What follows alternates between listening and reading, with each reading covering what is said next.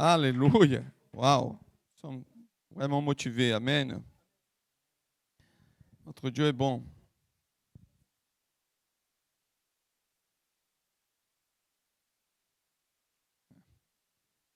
Amen, amen, amen. Vous savez, on a un souci parce qu'on n'a pas vraiment de place pour tout le monde. Ça, c'est un bon souci, non? Mais c'est pour ça que nous sommes en train de prier pour un local plus grand. On voulait vraiment, vous savez, un endroit qui c'est plus confortable, bien sûr. On peut s'asseoir, on peut prendre une place et tout, et accompagner vraiment le culte. Et c'est pour ça qu'on prie, on a ce projet, et on a commencé un projet avec vraiment un projet de maison Vine, nous sommes en train de mobiliser toute l'Église pour participer de ça. Et là, on a pris un tirelire, qui c'est un format d'une maison, une petite maison, qui là, nous sommes en train de remplir. Et si tu arrives à remplir cette petite maison-là, en pièces de 1 euro, 2 euros, ça c'est une chose que tu mets là-dedans. Peut-être dans la journée, tu vas, je vais mettre là. Et après, tu vas voir, tu vas vraiment aider l'Église d'une façon que tu ne vas même pas penser. Tu ne vas même pas faire trop d'efforts. Amen. Et c'est ça que le Seigneur il voulait faire entre nous. D'avoir cette cœur, le cœur vraiment pour participer. Et là, on n'a pas de place pour tout le monde, mais on peut s'asseoir par terre parce qu'à l'époque de Jésus, il n'y avait pas tellement de chaises. Ils étaient tous assis par terre. Mais amen. Gloire à Dieu. Gloire à Dieu. C'est vraiment, aujourd'hui, c'est notre 12e culte de l'année. Parce qu'on avait fait un culte aussi, le premier. Le culte, c'était l'après-midi. Mais là, c'est pour nous, plusieurs d'entre nous, c'est le premier de l'année. Il faut toujours considérer vraiment que Dieu a quelque chose pour toi. Dieu a quelque chose pour parler avec toi. Vous savez, le Seigneur, il est en train de préparer son Église pour des grandes choses. Il est en train de préparer son Église vraiment pour son retour. Et là, c'est au début d'année, moi j'ai pris une décision, on a pris une décision comme Église de prêcher au sujet du retour de Christ. Comme la semaine prochaine, je vais prêcher, il y a un message, je vais prêcher au sujet de Matthieu 24 et 25, qui parle justement de la fin. Et ça, il y a quelque chose pour nous. Il y a un moment vraiment de se réveiller comme Église. Le Seigneur, il voulait vraiment mettre en ligne notre vie avec le cœur du Seigneur. Amen. Tout le monde qui a l'écouteur, ils sont en train de participer, c'est bon? Estão acompanhando? Está conseguindo entender? Amen? Glória a Dieu. On va prendre votre Bible au livre de 2 Pierre, chapitre 2. On va lire à partir do verset 6 à 8. C'est là où il est. Parce qu'aujourd'hui, j'ai envie de partager quelque chose qui a dans la parole de Dieu. On voit au livre de Genèse qu'il y a vraiment deux. Vous entendez bien là? Ok, parce qu'il est en train de faire un peu de. Parce que, vous savez, nous sommes. L'arrêtez là. Ah ouais, c'est bon. C'est bon? Parce que vous savez, nous sommes justifiés par le sang de Christ. Nous sommes nés de nouveau à travers le sacrifice du Seigneur. Nous sommes nés de nouveau, on a reçu une nouvelle nature à partir du moment que on a accepté le Seigneur. Et ce moment-là, nous sommes nés de nouveau. Mais existe quelque chose, pourquoi? Pas. Oh là là. C'est moi qui est en train de parler haut là-bas. C'est bon? Ah, ok. C'est une impression. Et en fait, parce qu'on a le droit vraiment. Pourquoi? Parce que le Seigneur nous appelle vraiment de héritier de Dieu et co-héritier avec Christ. Mais le problème, c'est parce que ce n'est pas tout le monde qui vit vraiment comme un vainqueur. Parce qu'on a le droit de vivre comme ça. Mais dans la parole de Dieu, il y a quand tu lis le livre de Genèse, tu vas trouver Abraham et Lot, qui sont les 2 hommes qui étaient justifiés par la foi, parce que la Bible dit qu'ils ont été justifiés. mais ils n'ont pas vraiment vécu une vie comme quelqu'un vainqueur. Quelqu'un qui était vraiment, qui a réussi vraiment. Et ça, c'est quelque chose que quand tu vois la Bible, quand tu commences à lire la Bible, tu vas trouver l'exemple d'Abraham, l'exemple de Lot pendant la Bible. Et là, c'est quelque chose que le Seigneur il voulait vraiment parler avec nous. La volonté du Seigneur, c'est que nous, on peut vraiment vivre comme vainqueur, comme quelqu'un qui réussit, comme quelqu'un qui a vraiment renoncé, tu sais, les propositions de l'ennemi, qui va vraiment marcher sur toutes les situations qui viennent contre nous. Parce que ça, c'est la volonté du Seigneur. Parce que la Bible dit que le plus grand qui est en nous, elle est meilleur que ce qu'il y a dans le monde. Ce qui habite en nous, elle est plus grand que ce qui existe extérieurement. Mais le problème, c'est parce que peut-être devant des situations, alléluia. Bon, peut-être devant des situations qui existent dans notre vie, parce que nous sommes encore dans ce monde. Nous ne sommes pas encore montés à la gloire, nous ne sommes pas encore montés au ciel. Et là, nous sommes autour de ce monde. Il y a des tribulations, il y a des attaques, il y a des situations. Mais nous sommes plus que vainqueurs pour marcher devant tout ça et détruire toute l'action du diable. Parce que Jésus, il avait parlé au livre de Jean, chapitre 10, chapitre 3, il a dit chapitre 10, verset 10, il dit qu'elle est venue ici sur terre, justement, tu sais, pour détruire les actions du diable. Et le diable, il est venu pour détruire, pour tuer, mais détruire quoi? Et tuer quoi? Notre rêve, notre projet, ce que Dieu a préparé pour nous. Et le problème, c'est parce que parfois on arrête devant des situations qui on pouvait avancer. Et des situations qui nous sommes là pour... devant les situations qui nous sommes là justement pour être testés pour Dieu, pour savoir que nous sommes, qu'on a compris vraiment qui nous sommes. Parce qu'il y a des situations qui existent dans votre vie, dans notre vie vraiment de quotidien, qui sont des situations que c'est juste pour vous tester. C'est juste pour savoir où est vraiment votre cœur. Parce que la Bible dit que le peuple d'Israël, ils étaient au désert, ils ont passé tout ça justement pour être testés, pour savoir où est le cœur. Il existe des situations qu'on passe et Dieu est là avec nous pour savoir si on a compris vraiment qui nous sommes devant la situation.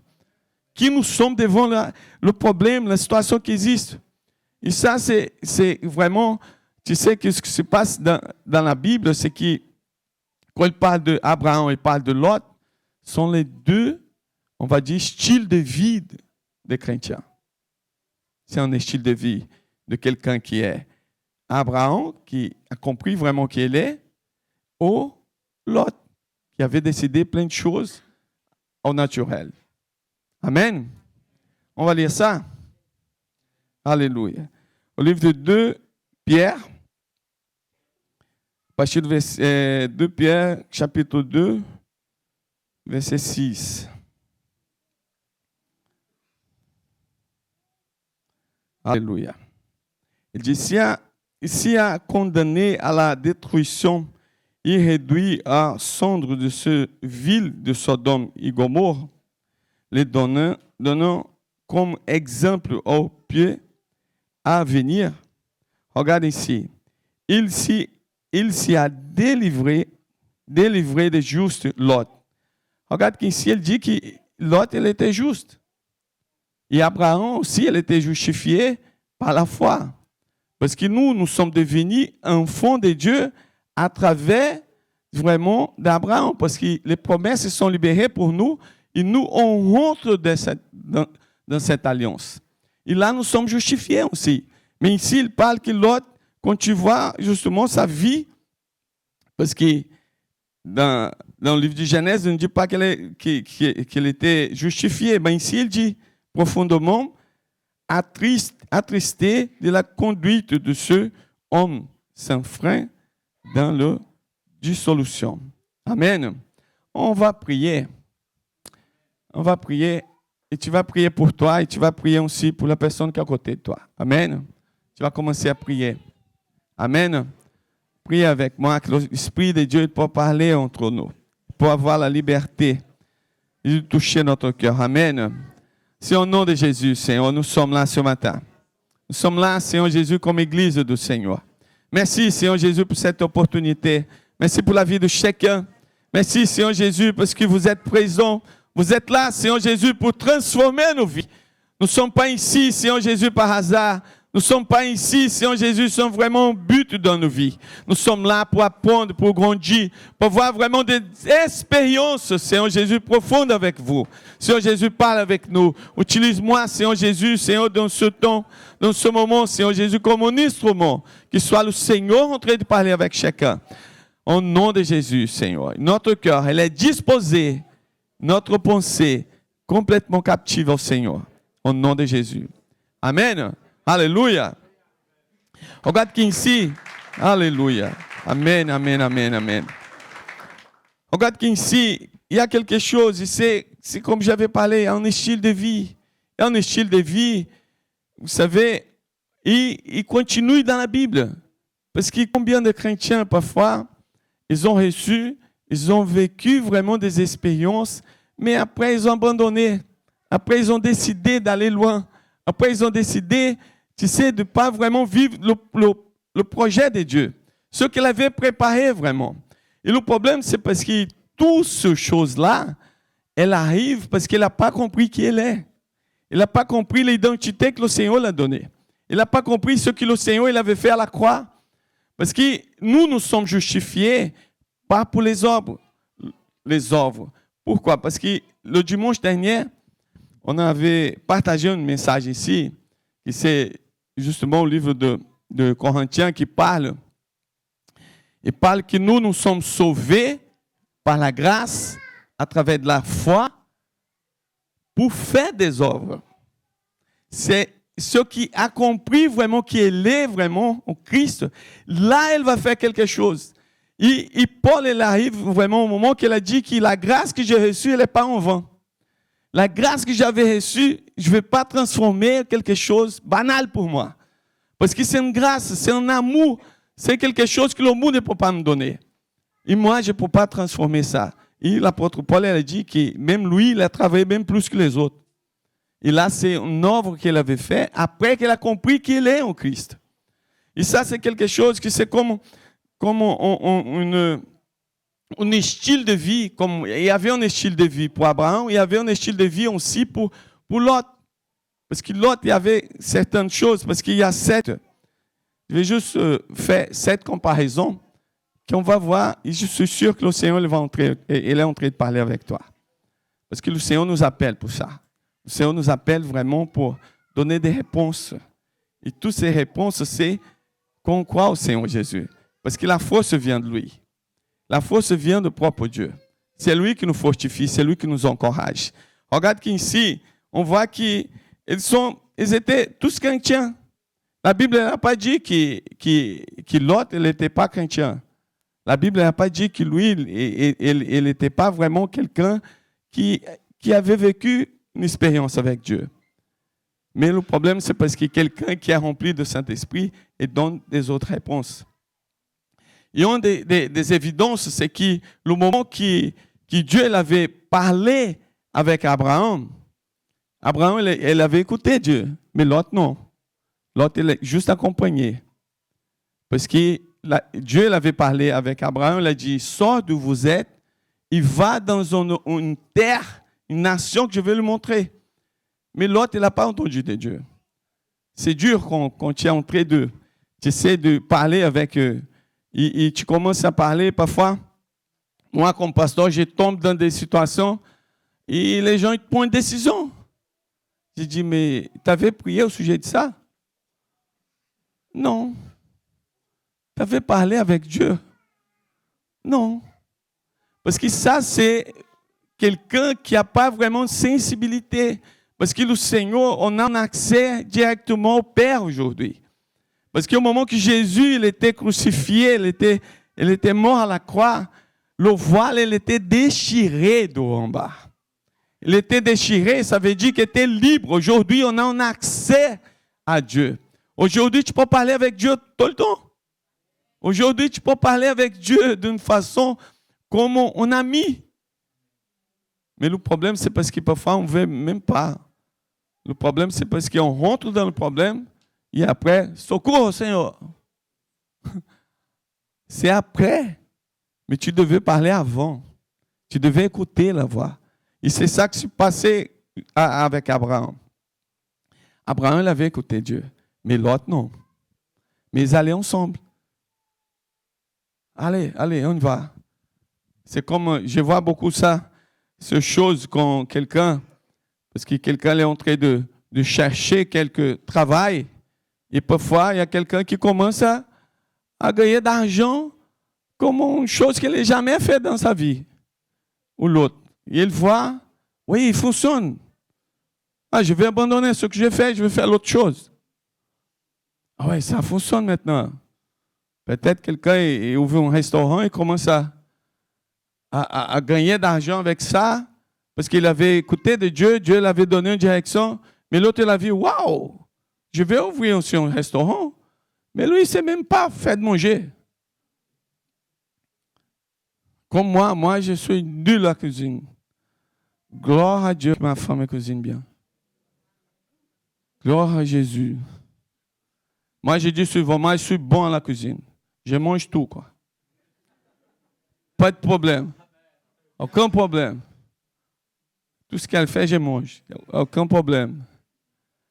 Mais il y a certains qui veulent un autre qui fonctionne. Waouh, ce restaurant, il fonctionne. Il voulait aussi commencer un restaurant. Il n'a jamais fait aucun repas, aucun plat. Il pense qu'il va être la même chose. Non. L'autre, il avait écouté de Dieu. Vous savez, il faut être sensible à la voix du Seigneur. Et surtout, pourquoi? Parce qu'on vit dans un monde, on écoute trop de voix.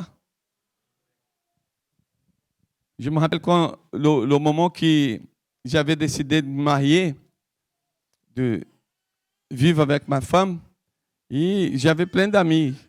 À l'époque, j'ai joué au foot, j'étais là et tout. Je me rappelle qu'un ami, là, il a dit, hey, je vais passer chez toi. Je vais passer chez toi et on va sortir, on va boire une bière, quelque chose. OK, on y va. Mais il est passé toute la nuit en train d'essayer de me décourager de marier.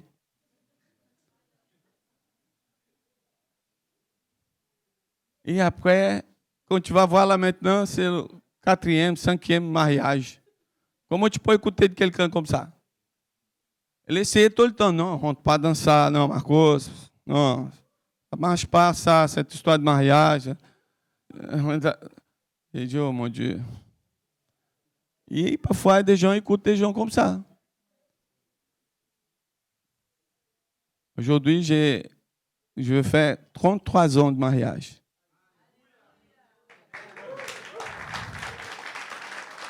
Si j'avais écouté un homme comme celui-là, imagine le désastre. Imagine qu'est-ce qu'il avait, c'était vraiment préparé.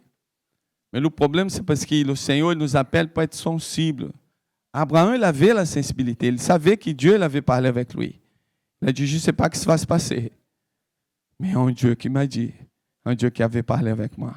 Et l'autre, non. L'autre, il écoutait juste, allez, on va ensemble. Mais tu avais écouté le Seigneur? Cette année, le Seigneur vous appelle pour changer vraiment, tu sais, des habitudes qui ne sont pas vraiment en ligne avec ce que Dieu avait préparé pour toi. Tu vas dire, moi, je suis plus que vainqueur en Christ Jésus, je veux vivre tes promesses. Je veux vivre les promesses du Seigneur. C'est le moment de prendre des décisions. Aujourd'hui, pour certains, comme j'avais parlé, c'est le premier culte. C'est là que tu prends vraiment des décisions et dis, Seigneur, cette année va être différente. Parce que je veux être sensible. Et après, il continue, parce qu'il y avait un moment qu'ils ne pouvaient pas être ensemble. Et là, Abraham, il a regardé par la foi, parce que sa vision, elle était vraiment une vision prophétique. Elle était une vision qu'il pouvait vraiment sentir que Dieu il était avec lui. Mais l'autre, non. Regarde ce qu'il dit là au chapitre 13, au livre de Genèse.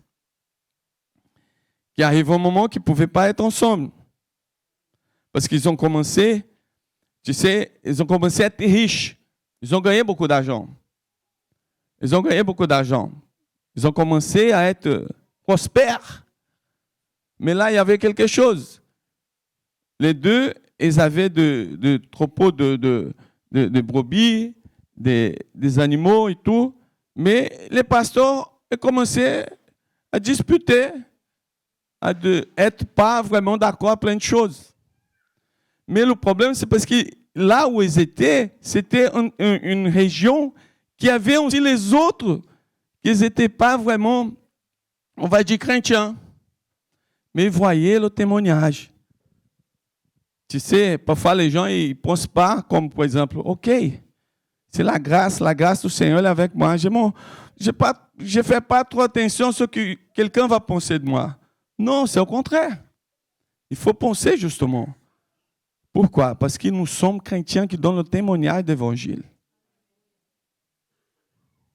Mais il y a certains qui disent, waouh, il n'y a pas de problème. Personne n'a aucun problème avec ma vie. Moi, je vis comme je veux et je fais comme j'ai choisi. Maintenant, je te dis une chose. Les gens regardent chacun de nous comme quelqu'un qui peut vraiment porter quelque chose. Bon. Le problème, c'est parce qu'il faut avoir cette pensée. Et Abraham, il avait vraiment, tu sais, cette préoccupation. Parce que regarde, ce n'est pas bien qu'on continue. Parce que notre vie, notre témoignage, ce n'est pas quelque chose qui va attirer quelqu'un à Christ. Quelqu'un qui regarde, toi, ta vie, et sont attirés à Christ, ou peut-être ils vont dire, non, moi je ne veux pas.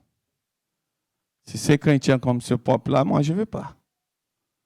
Ou peut-être c'est une parole dure, mais j'ai envie vraiment que chacun de nous, il peut vraiment, tu sais, penser qu'il y a quelque chose de Dieu pour nous. Pourquoi? Parce que le Seigneur nous utilise. Et je te dis quelque chose, si vous êtes ici aujourd'hui, c'est parce que vous avez vu quelqu'un qui avait parlé d'évangile pour toi. Et c'était quelqu'un qui avait prié pour toi. Si un converti aujourd'hui, c'est parce qu'il y avait quelqu'un qui a décidé de prier pour lui. Parce qu'il y a toujours, nous sommes des fruits. Et nous sommes aussi ceux qui vont s'aimer. Et là, dans cette situation, quand tu lis le chapitre 13, là, tu vas voir qu'il arrivait un moment qu'ils étaient, tu sais, ils ne pouvaient pas rester ensemble. Et là, ils étaient vraiment séparés.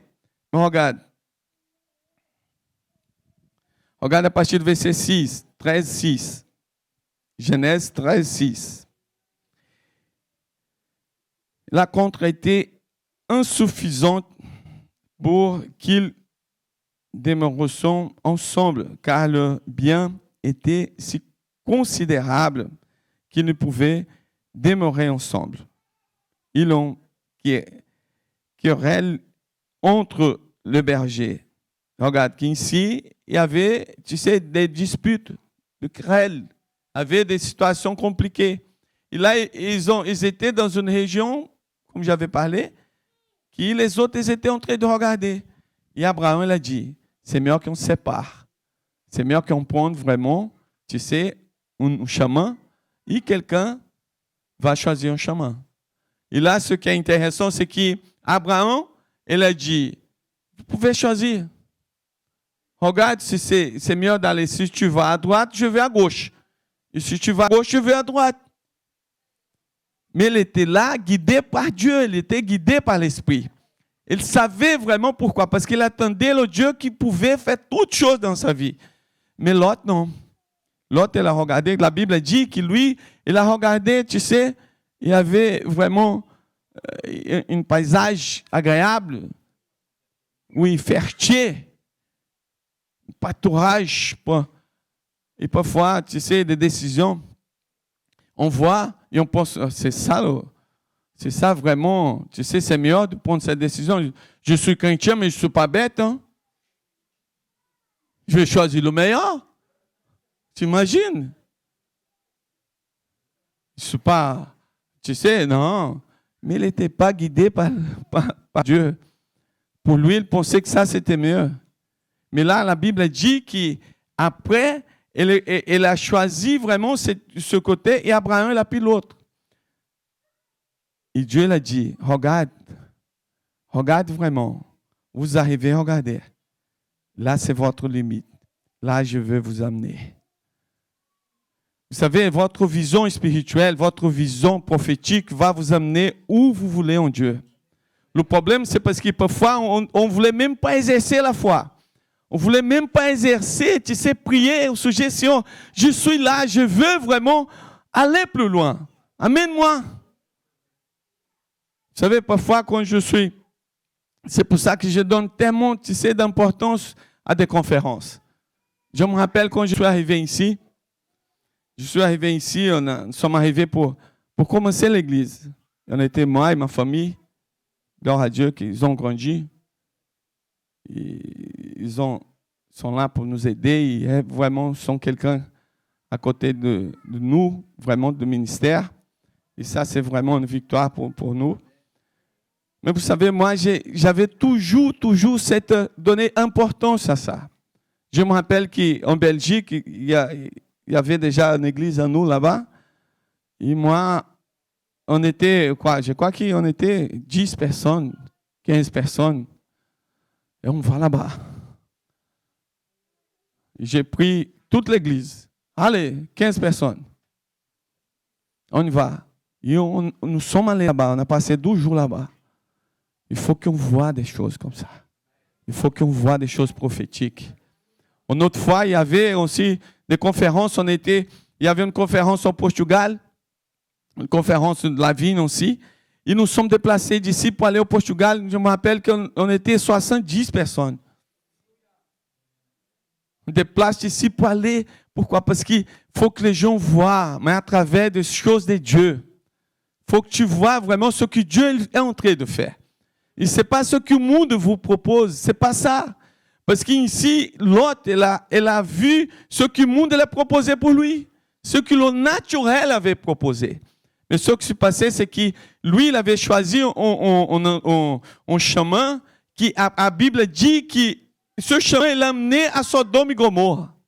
Elle n'était pas encore à Sodome et Gomorrhe. Elle avait pas, c'était pas la décision d'aller là-bas. Mais après, elle était tellement poussée par aller.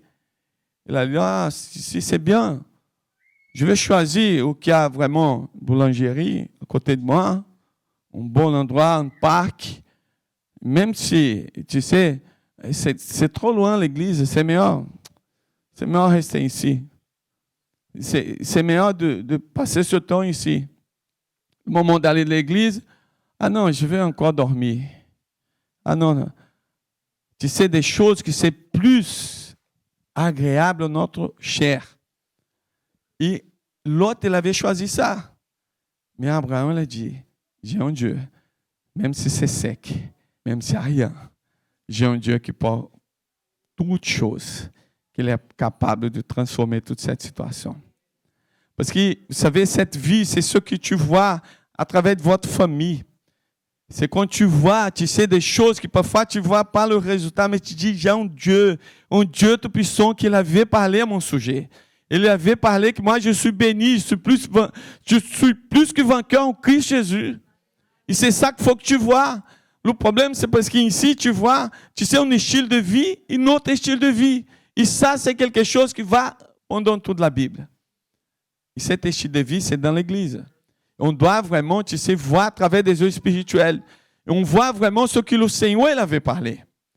Le Seigneur, il a plusieurs fois dans ma vie, vous savez, j'ai pris des décisions comme une fois pour prendre la décision pour venir ici à Paris.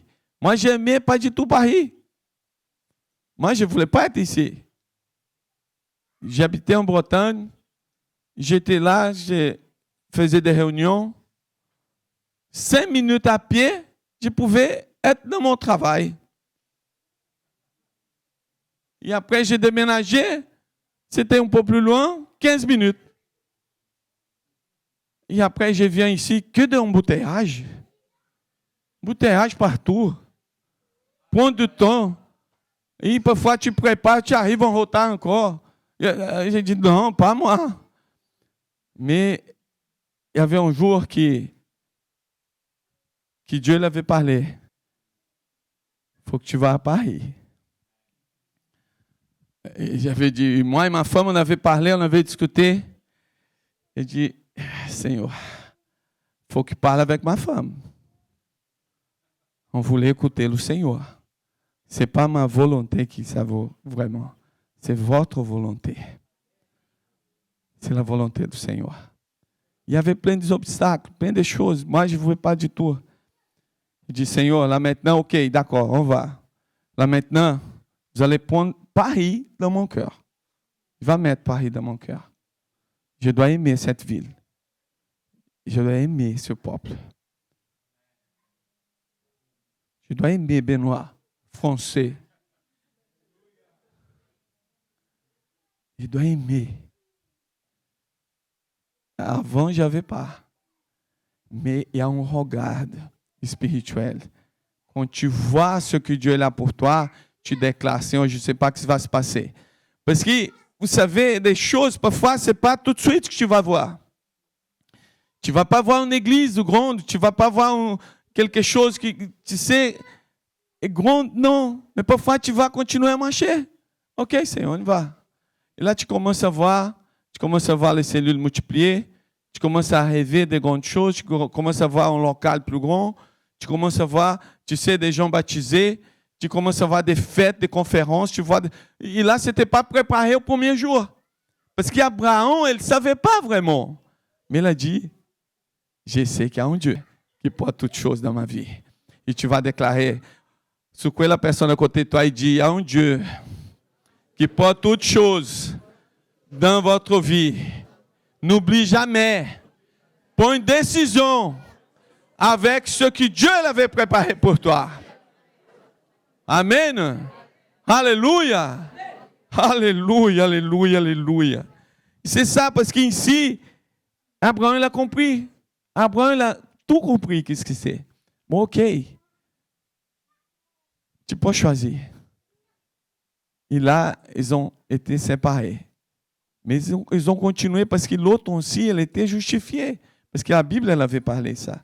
Elle avait dit que l'autre aussi, elle était justifiée. C'était quelqu'un né de nouveau. Mais sa vie, elle n'était pas vraiment un témoignage. Parce qu'il y a plein de choses. Parce qu'après, quand tu vois ce qui se passait, c'est qu'Abraham, il habitait dans des tentes. Et l'autre, non. Qu'est-ce que ça veut dire ça? Regarde ici, au chapitre 13, verset 9. C'est par la foi qu'il vit. Chapitre 13, verset 9. Vous avez mis là-bas? Ah, ok. C'est ce verset? Ouais. Ah ouais, là-bas. C'est par la foi qu'il va s'établir dans la terre promise, comme dans une terre étrangère, habitée sous des tentes.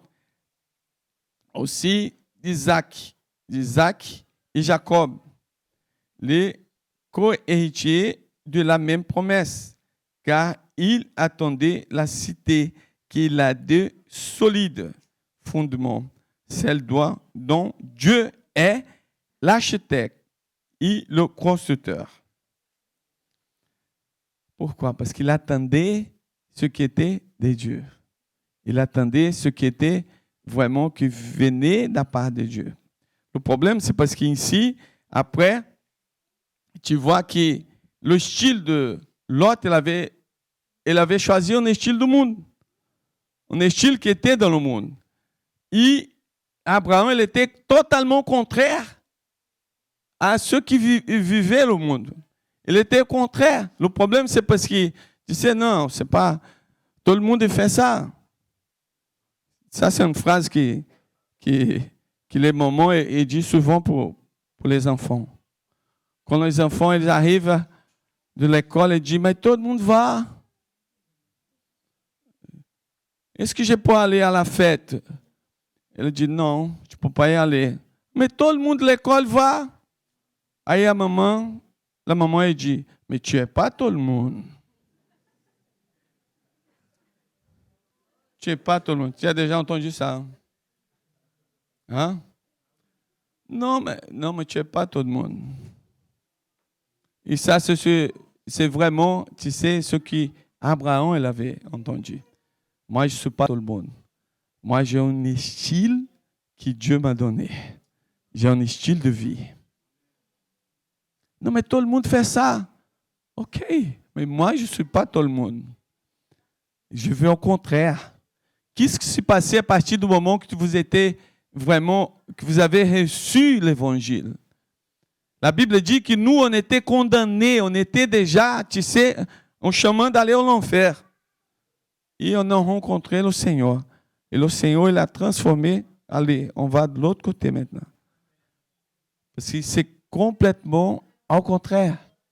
Le problème, c'est parce qu'on voulait être chrétien, sauvé, être né de nouveau, et avec des habitudes du monde. Nous ne sommes pas ça. Nous sommes nés de nouveau pour rendre gloire au Seigneur, pour déclarer. Et c'est le moment de déclarer cette année, ça va être différent. Moi et ma famille, on serviront l'Éternel. Moi et ma famille. Amen. Ça va être différent. C'est le moment de déclarer. Amen. Pourquoi? Parce que nous sommes vraiment nés de nouveau. Il y a quelque chose qui vit en nous, qui brûle dans notre cœur. Et c'est ça qui fait la différence. Parce qu'ici, tu vois qu'Abraham, il a pris une décision. Mais l'autre, il ne s'était pas tout de suite. Tu ne vas pas voir vraiment, tu sais, la chose arriver tout de suite dans ta vie. Mais tu vas être obligé de marcher avec le Seigneur. Et le moment que tu vas continuer à marcher, les choses vont commencer à arriver. Les choses vont venir. Les choses, voilà, maintenant je vois. Ah, là, maintenant je vois. J'arrive à voir tes choses. Seigneur, merci. Et là, c'est ça la différence. C'est comme vraiment l'autre non plus, il n'a pas séparé d'Abraham pour aller directement à Sodome et Gomorrhe. Non. C'était après. Tu sais, votre décision aujourd'hui va vraiment définir vraiment ce qui va se passer après. Votre décision d'aujourd'hui en Dieu va vraiment, tu sais, va montrer ce qui va se passer après. Mais le Seigneur nous appelle vraiment pour prendre des décisions au Seigneur. C'est pour ça qu'on avait décidé justement, tu sais, de commencer l'année avec une conférence. On va dire, Seigneur, il y a quelque chose qui va se passer là-bas. Il y a quelque chose. Moi, je ne veux pas commencer cette année comme l'année dernière. Je ne peux pas dire que l'année dernière, ce n'était pas bien, c'était super. Mais je te dis une chose. Le bon, il faut qu'il arrête. Pour que l'extraordinaire peut venir après. Amen. Il y a quelqu'un entre nous qui voulait l'extraordinaire dans sa vie? Il faut décider. Et tu vas dire, moi, je ne suis pas un style de vie de l'autre. Moi, je suis un style de vie d'Abraham. Parce que je suis un enfant de Dieu qui, à travers de l'alliance, à travers de la promesse, je prends possession de toutes les richesses que le Seigneur a pour nous. Et c'est ça qu'il faut décider vraiment. Et ça, c'est quelque chose qui vous savez, existe une situation qui c'est une nécessité, mais il existe des choses qui c'est décision. Parce qu'il ne faut pas vraiment laisser que la grâce que le Seigneur nous a donnée se transforme en une chose banale. Non, c'est cher. Et une autre chose, la Bible dit que Jésus il a payé un prix pour chacun. Il a payé un prix, et ce n'était pas un prix qui va, tu sais, être détruit, périmé. Non, c'était avec son sang, le sang de Christ. Moi, je dis souvent, le Seigneur il n'a pas loué la maison. Le Seigneur il a acheté la maison. Il va rester avec toi. Il va être là avec toi. Parle avec lui. Le problème, c'est parce que parfois, on prend des décisions sans parler avec le Seigneur. Parfois, on agit comme l'autre et pas comme Abraham. Abraham, il écoutait. Et ça, tu vas trouver dans la Bible qu'Abraham n'était pas parfait. Il avait aussi des fautes. Il avait péché aussi. Tu sais, il est tombé dans les situations qui, tu imagines, le père de la foi, il a menti. Et la Bible dit que c'était 12 fois. Mais Dieu ne l'a pas traité avec son péché. C'est étrange ça. Pourquoi? Parce que je te dis quelque chose. À la croix, Jésus l'a détruit tout ce qui était contre nous. Le péché n'est plus un problème pour nous. Pourquoi? Parce que quand tu es rempli du Saint-Esprit, tu annules toute la puissance du péché contre toi. Quand tu es rempli du Saint-Esprit, tu déclares, moi je suis là, parce que je suis le temple du Saint-Esprit. Je suis une vase. Et l'excellence du pouvoir, elle est intérieure de moi. Et toute cette vérité va effacer sur tous les pièges, tout ce que le diable essaie de vraiment faire contre moi. C'est le moment vraiment de déclarer ce que le Seigneur voulait vraiment, se révéler, montrer que votre décision aujourd'hui va changer la situation d'après. Amen. Alléluia. Parce que là, tu vois, tu sais, le style, et cet style vraiment de vie d'Abraham et Lot. Décide aujourd'hui. Décide vraiment. D'aujourd'hui, je prends une décision. Moi et ma famille, on va vraiment servir le Seigneur. Et ma maison va être vraiment une maison pour louer le Seigneur. Amen. Alléluia. On va finaliser. Je vais finaliser. Il arrive un moment que les situations sont... Abraham, à la fin, regarde le chapitre 19, verset 31. Abraham, il a généré Isaac. Et Lot, c'était Ammon et Moab. Les deux générations qui étaient à rien à voir avec vraiment la promesse du Seigneur. Abraham, il a géré vraiment Isaac, qui c'est le fils de la promesse.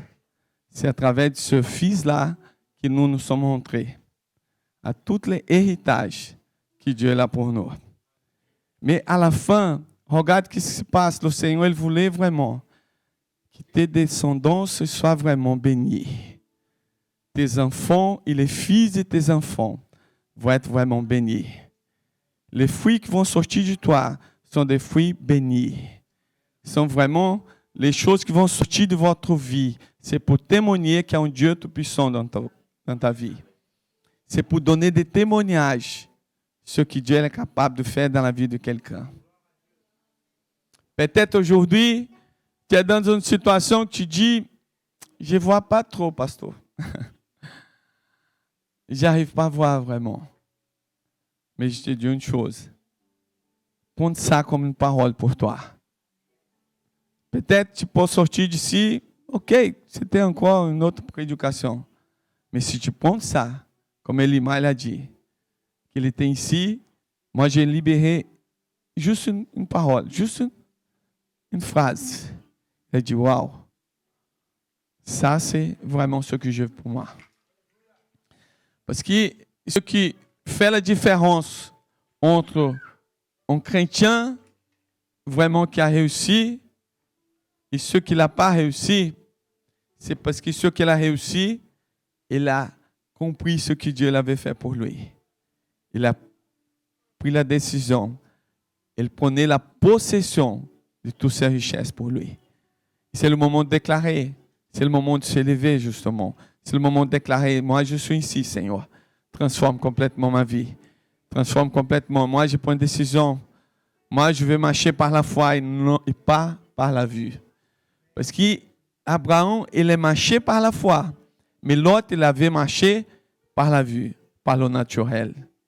Et ça, il arrive des situations qu'à la fin, tu vas voir que, tu sais, il y a des fruits qui vont sortir de toi. Il y a des gens qui vont approcher. Il y a des gens qui vont savoir qui vous êtes, justement. Parce que la Bible dit aussi que le fruit il va montrer qui est l'arbre. Qu'on soit vraiment quelqu'un qui va produire des fruits qui vont honorer le Seigneur. Amen. Alléluia. On va se mettre debout. Amen.